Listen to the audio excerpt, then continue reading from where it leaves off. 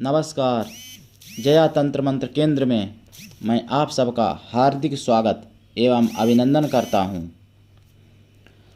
मैंने आपको पहले बताया ही है कि भादों के महीने में हिंदू धर्म के बहुत से तीज त्यौहार पड़ते हैं, बहुत से पर्व पड़ते हैं भादों के महीने में, जो कि मैंने कुछ पर्वों की जानकारी अभी नहीं डाल पाई और वो पर्व निकल भी गए।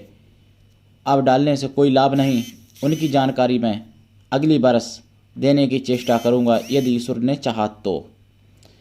लेकिन अभी कुछ पर्व हैं, उनमें से हम कुछ मुख्य पर्वों की जानकारी देते आ रहे हैं। जैसे अब आने वाली 2020 1 सितंबर को अनंत चतुर्दशी का महापर्व पड़ रहा है।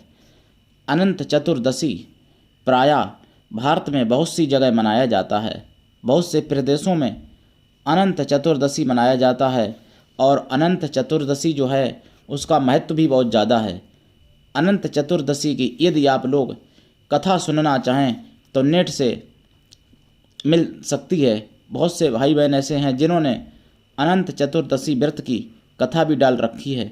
मैंने अभी नहीं डाली है और डालने का भी शुभ अवसर भी प्राप्त नहीं हो रहा है, समय की भी कमताई रहती है। किंतु अनंत चतुर्दशी महापर्व के बारे में कुछ बताना चाहूँगा। अनंत चतुर्दशी के बारे में इतना है जो मैं पूरा जीवन बताता रहूं तब भी पूरा नहीं बता सकता आपको, इतना ज़्यादा है। लेकिन अनंत चतुर्दशी के बारे में मैं इतना ही बताना चाहूँगा कि अनंत चतुर्दशी जो है साक्षात विष्णु अनंत भगवान का महापर्व है।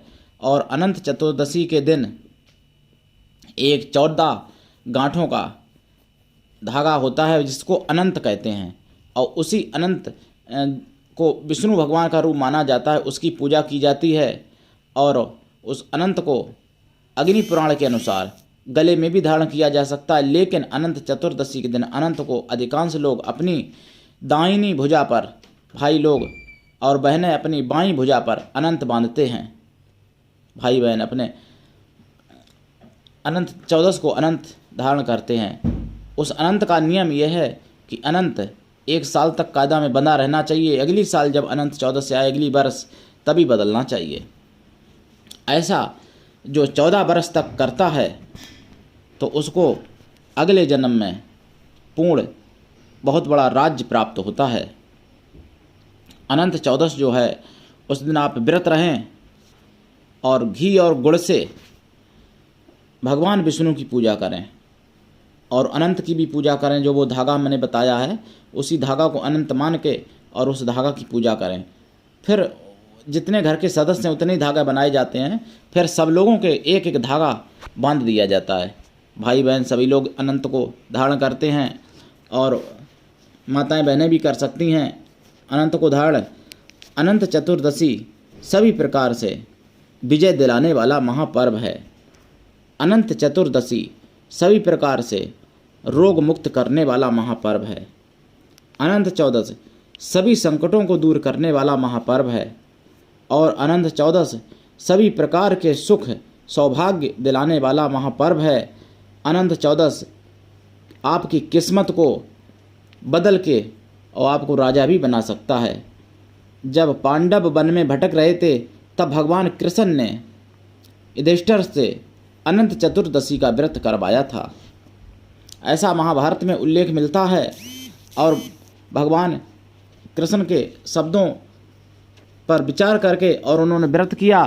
और भगवान कृष्ण से अर्जुन ने पूछा भी था कि अनंत कौन है, शेषनाग है कोई, कि अनंत कोई ब्रह्मा विष्णु महेश में से है, कि अनंत कोई देवता या दानव या गंधर्व यक्ष, अनंत कौन है। तो भगवान विष्णु ने कहा था कि अनंत जो है साक्षात विराट रूप है परमात्मा का, अनंत मेरा ही रूप है, भगवान कृष्ण कहते हैं। और अनंत रूप की जो पूजा करता है उसकी सभी प्रकार से सर्वत्र विजय होती है, सभी प्रकार से सभी कार्यों में सफलता पाता है। उस दिन पूजन पाठ व्रत उपवास करना चाहिए, पूजा पाठ करके ही भोजन करना चाहिए। और घी और गुड़ का जो प्रसाद है वो घर में सबको बांटना चाहिए, स्वयं भी ग्रहण करना चाहिए, अनंत को धारण करना चाहिए। जब 14 साल पूरे हो जाते हैं। तो वर्णन तो यहाँ तक कुछ लोग कहते हैं, विद्वान लोग, हालांकि मैंने ऐसा कोई पुराणों में प्रमाण नहीं पाया है, लेकिन विद्वान लोग कहते हैं कि अनंत जो 14 साल तक धारण किए रहता है तो उसको सोने का अनंत इसी जन्म में प्राप्त हो जाता है, और अगर इसमें ना हो पाए तो अगले जन्म में राज्य तो मिलता है। ये तो पुराणों का उल्लेख है और यथार्थ सत्य है कि अगले जन्म में वो व्यक्ति राजा होता है यदि नियम से अनंत 14 कर ले कोई 14 साल तक। अनंत 14 के नियम कोई ऐसे नियम नहीं है कि हर व्यक्ति ना कर सके, सरल नियम है, लेकिन फिर भी लोग कलयुग में नहीं कर पाते हैं। इसीलिए कलयुग में देखिए लोग दिन रात कमाते हैं फिर भी पैसे के लिए परेशान रहते हैं, जबकि पहले सतयुग त्रेता द्वापर में रात में ना तो वाहन चलते थे ना रात में कोई कमाई ही करता था, लेकिन फिर भी सोने की दीवारें, सोने के गेट, सोने के द्वार हुआ करते थे, ऐसा उल्लेख मिलता है शास्त्रों में।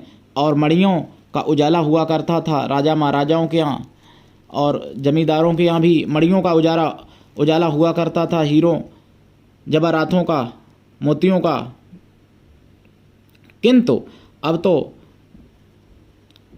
जो सर्वोच्च राज्य है वहाँ भी लाइट के बल्ब और राड का ही उजाला होता है। और प्रति घर में पहले सतयुग त्रेता द्वापर में मिट्टी के तेल कहीं नहीं था, उस समय घी के दीपक जलाए जाते थे और सरसों के तेल के भी जलाए जाते थे। घी और तेल की इतनी अधिकता थी, इतनी सुख शांति थी, दूध की नदियाँ बहती थीं। लोग कहते हैं, वो कहावत सत्य है, पहले सीमेंट घोलने में, पहले सीमेंट जो बनता नहीं था, सीमेंट नहीं बनता था, पहले चूना के मकान बनाए जाते थे और उस चूना को दूध में घोला जाता था, ऐसा भी उल्लेख मिलता है शास्त्रों में। इतना दूध था अपने भारत में कि जिससे मकान बनाने के काम में लिया जाता था, चूना बनाने के काम में लिया जाता था, और दूध को लोग पीते भी थे। और राजा महाराजा, जमींदार और वैसे भी लोग, थोड़े जो रईस होते थे, वो दूध से नहाते भी थे और तभी सुंदर भी होते थे। दूध से नहाने से सुंदर भी होता है व्यक्ति। तो आप समझ सकते हो कि इतनी दूध की मात्रा थी, इतनी गौएँ थीं, भैंस नहीं, गौओं का दूध इतना था, और गौओं की बहुत ज़्यादा कीमत थी। भैंस को पहले सतयुग त्रेता द्वापर में बहुत कम लोग पालते थे, नहीं तो भैंस जंगली जानवरों में गिनी जाती थी। जैसे आजकल नील गाय गिने जाते हैं, आपने देखा होगा नील गाय, और हाथी आज भी जंगलों में रहते हैं, खूनी हाथी हो जाते हैं जो। इसी तरीके से पहले भैंसें भी जंगल में रहती थी और भैंस को लोग बहुत कम पालते थे, पाली जाती थी लेकिन बहुत कम।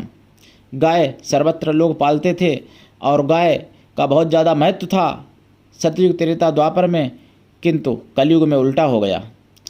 तो अनंत चतुर्दशी का बहुत बड़ा महत्व है। अनंत चतुर्दशी व्रत करने से अगले जन्म में रूप की भी प्राप्ति होती है। वो व्यक्ति चाहे इस जन्म में सुंदर ना हो, लेकिन अगले जन्म में बहुत ही रूपवान, सुंदर होता है। अगले जन्म में वो बहुत ही रईस, यानी यहाँ तक कि राजा होता है, और अगले जन्म में वो व्यक्ति सभी प्रकार के रोगों से मुक्त होता है। हालांकि नियम से व्रत किया जाए, भगवान अनंत महादेव से प्रार्थना की जाए तो इस जन्म में भी रोग मुक्त हो सकता है, इस जन्म में भी राज्य प्राप्त किया जा सकता है यदि अनंत भगवान का मंत्र भी जपा जाए, जो मैं यूट्यूब पर नहीं दे रहा हूँ।